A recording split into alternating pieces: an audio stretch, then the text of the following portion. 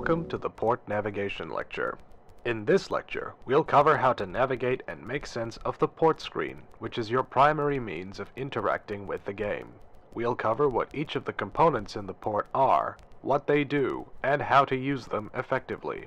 We'll also provide a quick rundown of the various submenus that can be accessed from the port screen. Before we begin, we should let you know that the port is currently very poorly optimized. Clicking on buttons and options will often cause the game to freeze or lock up momentarily. This is current as of the making of this lecture. Your experience may change based on the power of your computer hardware and the graphical settings at which you run the game. The port screen is your primary means of interacting with the game. From the port screen, you can manage your in-game contacts list or your clan if you are a member of one, as well as select ships, choose missions, choose battle or scenario modes, manage captains, investigate your ship's arms and armament, as well as prepare them for battles with specialized modules, consumables, and upgrades. All of these topics will be discussed in greater detail in other lectures, but we will introduce them here in basic terms. You can also access the options screen from here, as well as keep track of news and game community events. You can also access the shop, but that will also be discussed in greater detail in another lecture. To begin with, we should start by saying that as a new player, your port screen will not resemble this.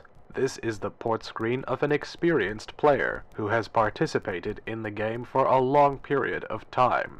Your port will have fewer ships, but it will soon expand as you play matches and progress. For now, we will use this screen as an example to illustrate the port at its current maximum level. For starters, we will consider the bar at the top of the screen. On the left side, this bar contains the options menu, the server on which you are currently logged in, as well as the number of players currently logged into that server. From this bar, you can also team up with other players to form a division, or change the type of battle mode that you would like to play. The far right hand of the top bar shows your total premium and in-game currency, as well as the amount of free experience that you possess as well. All of these will be discussed in greater detail in other lectures. On the far left of the top bar, you will see an icon resembling two gears. This is the Game Menu button, and you can access the Settings menu as well as a few video tutorials from this menu here. To the right of the menu button, you can click on your in-game name to display a brief options list. On the left side of the screen, below the Options menu, you will see a small blue ribbon with an anchor on it. Clicking this button will allow you to change the graphical representation of the port to different locations. If you are currently using premium time, you will be able to access a special premium port. These ports do not confer any advantage. They are simply for show, though they may affect your computer differently depending on your graphical settings. Below the blue port ribbon, you will see 5 bars against the left border of the screen. The first of these bars from top to bottom is the link to the premium shop. You can visit the premium shop by clicking this bar, or by clicking the Purchase Doubloons button underneath the premium currency count on the top right hand of the screen. Below the premium shop link, the next bar presents you with a list of ongoing events, challenges, and missions. Events, challenges, and missions are in-game tasks that yield specific rewards when completed, and are often run on the anniversary of important historical occasions. Below the Events bar, you will see a bar with what looks like a red box on it. When you have progressed sufficiently far in the game, you will be able to unlock loot crates by playing matches against other players. Loot crates will be discussed in another lecture. Below the Loot Crates bar, you will see the Campaigns bar. Campaigns are sequences of in-game tasks that must be completed sequentially in order to receive a final reward. It's worth mentioning that campaign stages also offer rewards on completion, so it is recommended to complete them as you are able. Beneath the Campaigns bar is a bar called Honor to Heroes. This bar shows the rewards you have received from completing campaign missions, events, and challenges, as well as the rewards you will receive for completing in-game heroic achievements. In-game achievements will be discussed in another lecture. On the bottom of the screen, you can see the ship selection menu, also called the ship carousel. As a new player, yours will not look like this due to two factors. First, this player has personalized their carousel, and secondly, this player has unlocked a large number of ships. In order to personalize your carousel, look on the left side of the menu. You will see an icon that resembles a funnel.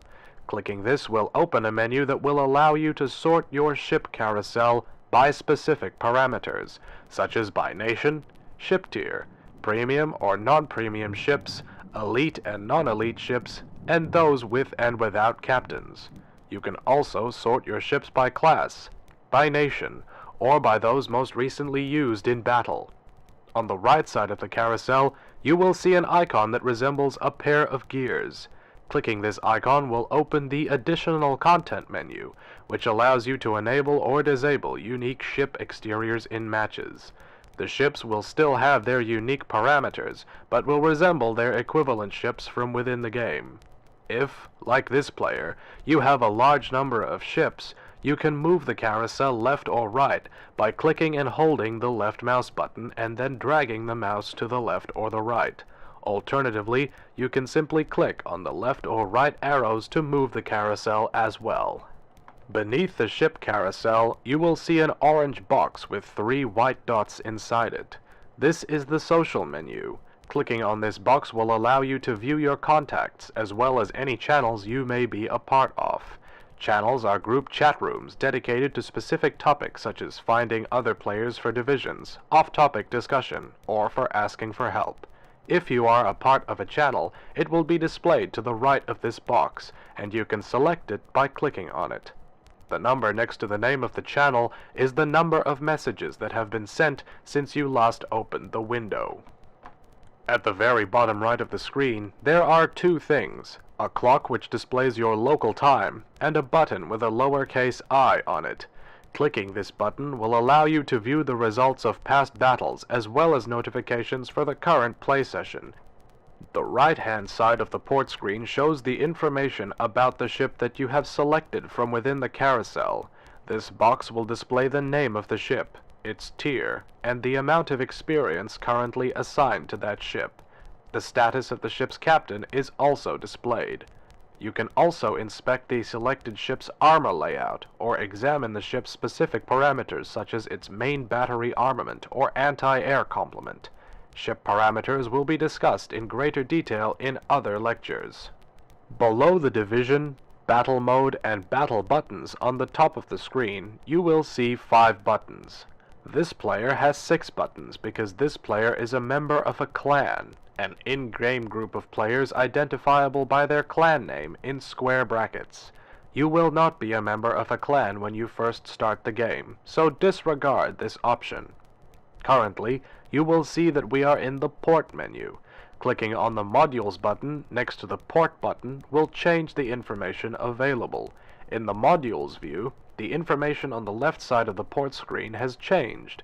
Instead of showing multiple ribbons, it now shows a flowchart as well as multiple menu options. Let's go through these together. The top of this information panel has a small video underneath the port selection icon.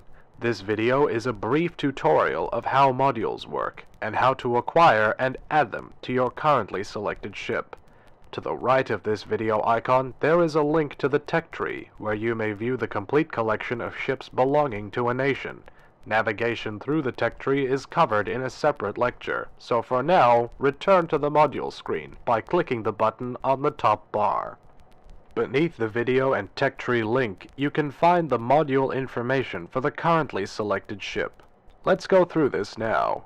You can see the name of the ship, as well as the total ship-specific and free experience in the top bar of the chart. Below this, modules of the selected ship are available for viewing. Ship modules will be covered in more detail in another lecture. Beneath the flowchart, you may select the ammunition and consumables, as well as the upgrades used on the ship. To change your consumables, simply click on one of them, and this will open a menu. You may select from basic or premium consumables and change the mode with which you pay for the use of premium consumables from this menu. You can also elect to automatically resupply consumables from this menu. You can hover your mouse button over the consumables in this menu in order to view detailed information about the selected consumable. To modify the ship upgrades, simply click on the tab, and you will be able to purchase ship-specific upgrades that improve various parameters such as the main battery accuracy or the survivability of the ship itself. Unlike consumables, upgrades are a one-time purchase and do not need to be resupplied between battles. Returning to the top bar, selecting the exterior button will allow you to modify the camouflage and the signal flags mounted on the ship. Camouflage and signal flags are covered in more detail in another lecture. Selecting the Tech Tree button from the top bar will take you to the Tech Tree, where you may view the complete collection of ships belonging to a nation. Navigation through the Tech Tree is covered in a specific lecture.